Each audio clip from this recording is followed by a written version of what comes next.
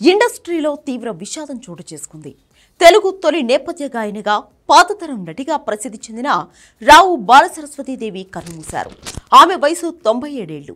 తెలుగు చలనచిత్ర పరిశ్రమలో తొలి నేపథ్య గాయనిగా చరిత్ర సృష్టించిన బాల సరస్వతి తన మధుర గానంతో తరతరాల శ్రోతలను అలరించారు. లలిత సంగీత సామ్రాజ్యగా ఆమె పేరు తెలుగువారికి సుపరిచితం. ఆగస్టు 29, 1928న మద్రాసులో పార్థసారథి విశాలాక్షి దంపతులకు జన్మించిన బాలసరస్వతీదేవి కేవలం 6 ఏళ్ల చిన్న వయసులోనే గాయనిగా తన సంగీత ప్రయాణాన్ని ప్రారంభించారు. ఈ చిన్న వయసులోనే హిస్ మాస్టర్స్ వాయిస్ సంస్థకు తొలి సోలో గ్రామ్ఫోన్ రికార్డును అందించిన ఘనత ఆమెకే దక్కుతుంది. బాలసరస్వతీదేవి సినీ ప్రస్థానం 1936లో వచ్చిన సతీ అనసూయ చిత్రంతో మొదలైంది. సి. పుల్లయ్య దర్శకత్వం వహించిన ఈ చిత్రంలో ఆమె బాలనటిగా గంగా పాత్రను పోషించడమే కాకుండా తొలిసారిగా గానం కూడా చేశారు. ఆ తర్వాత భక్త ధ్రువ, తమిళంలో భక్త కుచేల, బాలయోగిని, తిరునీలకంఠర్ వంటి చిత్రాలలో బాలనటిగా నటించారు. 1943లో విడుదలైన భాగ్యలక్ష్మి చిత్రంలో కమలా కొట్నిస్ పాత్రకు తెర వెనుక పాట పాడారు.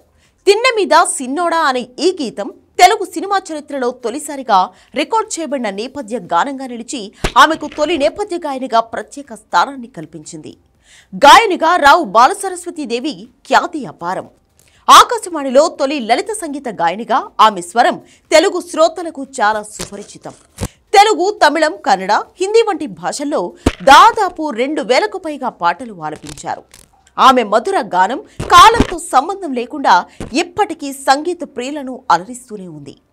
అందాల ఆనందం, తానే మారేనా, కనుల దీపిక నుంచి వంటి ఆమె పాడిన పాటలు ఎప్పటికీ నిలిచిపోయే క్లాసిక్స్.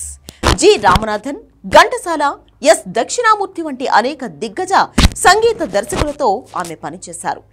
సినిమా రంగంలో చురుకుగా ఉన్న కాలంలోనే కాకుండా తర్వాతి కాలంలో కూడా బాలసరస్వతీదేవి తన సంగీత సేవలను కొనసాగించారు.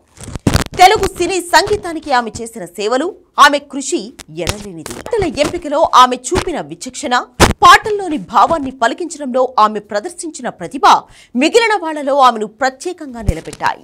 కర్ణాటక సంగీత సంప్రదాయంలో శిక్షణ పొందినప్పటికీ లలిత సంగీతంలో ఆమె సాధించిన ప్రావీణ్యం అద్భుతం. వ్యక్తిగత జీవితం విషయానికొస్తే ఆమె కొంతకాలం మైసూర్లో నివసించారు. ఆ తరువాత హైదరాబాద్కు మారారు. భర్త మరణానంతరం సికింద్రాబాద్లోని మనవడి ఇంట్లో కొడుకుతో కలిసి నివసించారు. ఆమె కళాసేవకు గుర్తింపుగా 2003లో రమిణి ఫౌండేషన్ అవార్డుతో సహా అనేక పురస్కారాలు అందుకున్నారు. సంగీత ప్రపంచంలో ఆమె స్థానం సుస్థిరం. తొలి నేపథ్య గాయనిగా తెలుగు సినిమా చరిత్రలో సువర్ణాక్షరాలతో లిఖించదగిన అధ్యాయాన్ని సృష్టించిన రావు బాలసరస్వతీదేవి తన అమర గానంతో అభిమానుల హృదయాలలో చిరస్థాయిగా నిలిచిపోతారు.